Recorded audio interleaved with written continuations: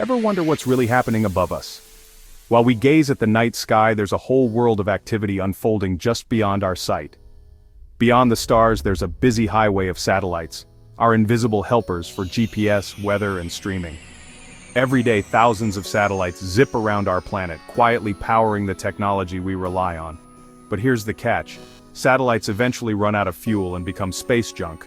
Once they're out of power, they drift aimlessly, cluttering up valuable orbital real estate and posing risks to other spacecraft. What if we could refuel them in orbit? That's the breakthrough China just demonstrated, and it's got the space world buzzing. This isn't just a small step, it's a giant leap for satellite technology.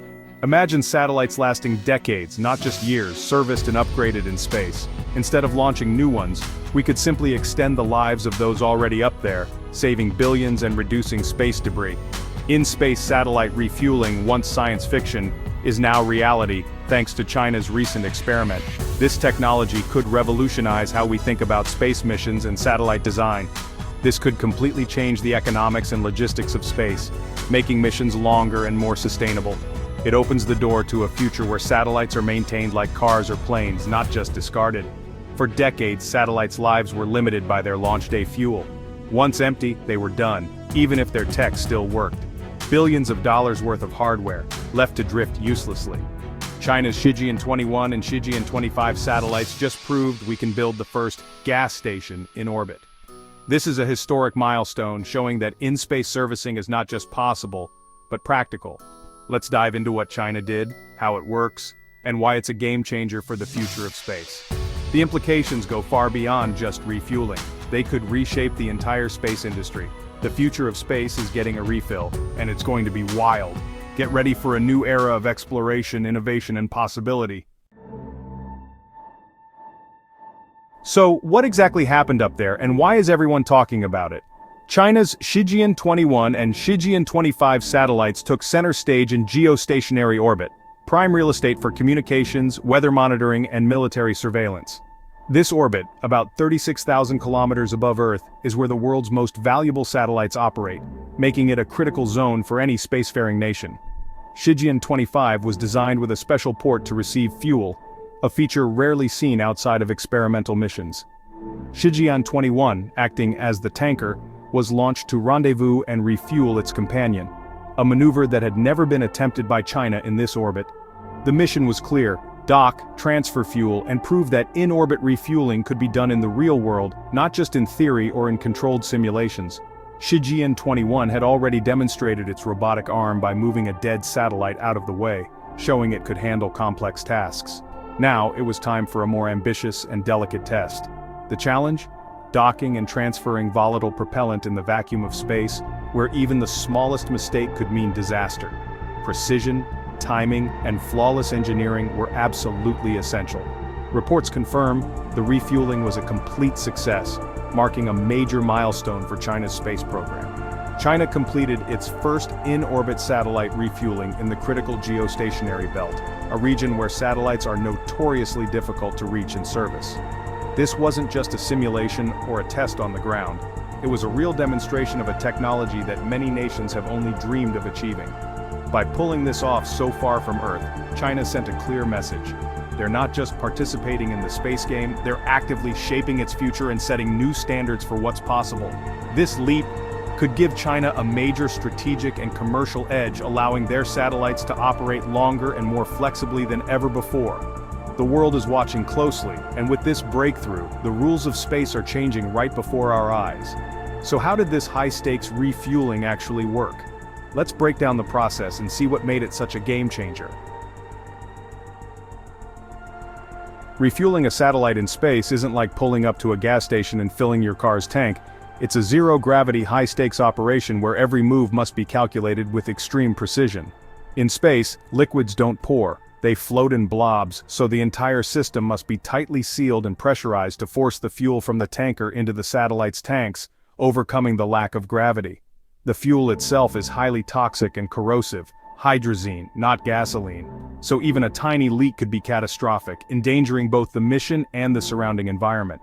The connection between the two spacecraft must be absolutely airtight. Any failure could result in hazardous leaks, create dangerous debris, or even damage both satellites beyond repair. And don't forget, these satellites are hurtling around Earth at thousands of miles per hour, making the operation even more challenging. The servicing satellite must carefully match both speed and position with its target, a delicate orbital dance known as rendezvous, requiring advanced navigation and timing. Once aligned, robotic arms reach out to gently grab and hold the client satellite steady, ensuring a secure and stable docking process.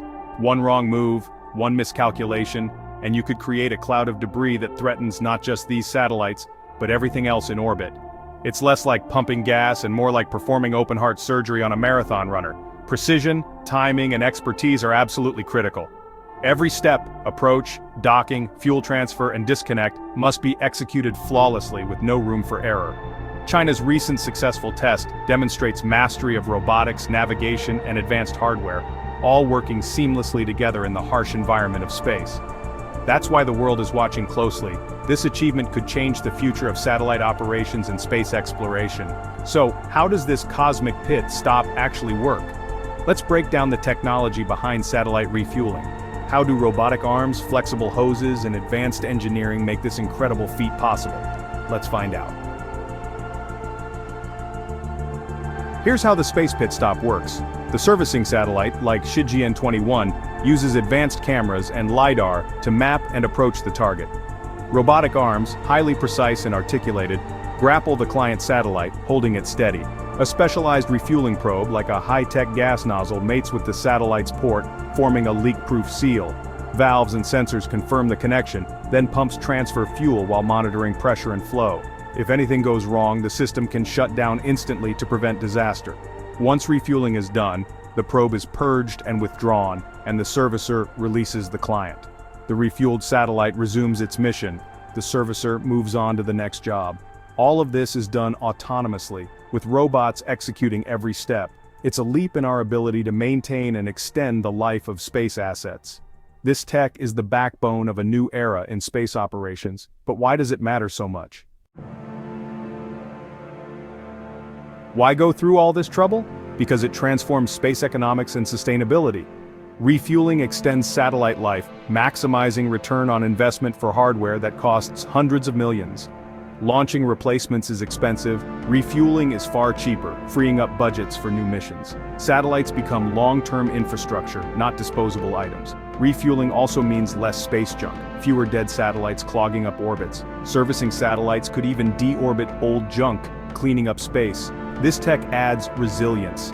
If a satellite malfunctions or ends up in the wrong orbit, a servicer can fix or reposition it. It's insurance for our most critical space assets. The result? Cheaper, cleaner, and more reliable space for everyone. But the possibilities go even further. Refueling is just the beginning. This tech could revolutionize how we build and use spacecraft. Imagine launching satellites in pieces and assembling them in orbit. Giant telescopes, massive stations, or huge antennas for global internet. Robotic servicers could upgrade, repair, or expand these structures over time. The rocket fairing would no longer limit our ambitions, only our imagination. For deep space missions, in-orbit refueling breaks the tyranny of the rocket equation. Spacecraft could launch lighter, then fill up in orbit for journeys to Mars or beyond, carrying more science and supplies. This paves the way for a true in-space economy. Companies offering refueling, repairs, debris removal, and more. A new commercial ecosystem could emerge, supporting everything from satellite constellations to asteroid mining. China's demo isn't just a technical feat, it's a foundation for the future. The next space race is about building, maintaining, and thriving in orbit. But it's not just about technology, it's about power and security too. Why is the world watching China so closely?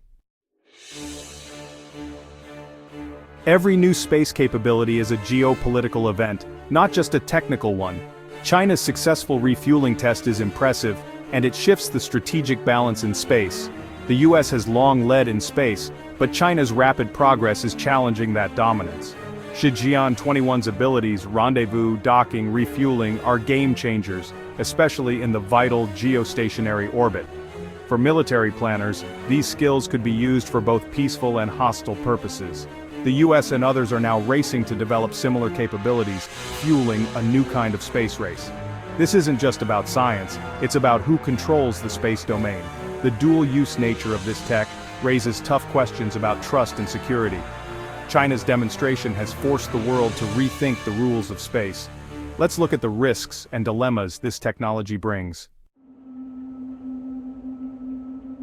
The big worry: dual-use technology. Tools for peace can also be weapons. Shijian 21 skills, rendezvous, grappling, refueling, could service satellites or threaten them. A satellite that can refuel can also inspect, interfere with, or even disable another nation's spacecraft. In a worst-case scenario, it could move or destroy critical military satellites. This forces nations to consider defensive measures, making satellites more maneuverable or deploying bodyguard satellites. The result? A cycle of suspicion and escalation, risking an arms race in space. The challenge encourages peaceful uses while building trust and transparency. The stakes are high. The security of our entire space infrastructure depends on it. How we handle this will shape the future of space. Where do we go from here? China's test is the starting gun for a new era in space. Commercialization and competition will drive down costs and expand access to refueling and repairs. The ability to assemble and service large structures in orbit is key to humanity's expansion into the solar system. This tech could enable lunar gateways, Mars missions, and deep space outposts. But the dual-use dilemma casts a shadow. Will space become a place of cooperation or conflict? The choices we make now, treaties, norms, transparency, will decide our path. China's refueling test matters to everyone, not just space nerds. The final frontier is evolving fast, and it's up to us to shape it wisely. Will we build a sustainable, collaborative space future or risk turning orbit into a battlefield? The technology is here, the future is up to us. Let's choose wisely and reach for the stars, together.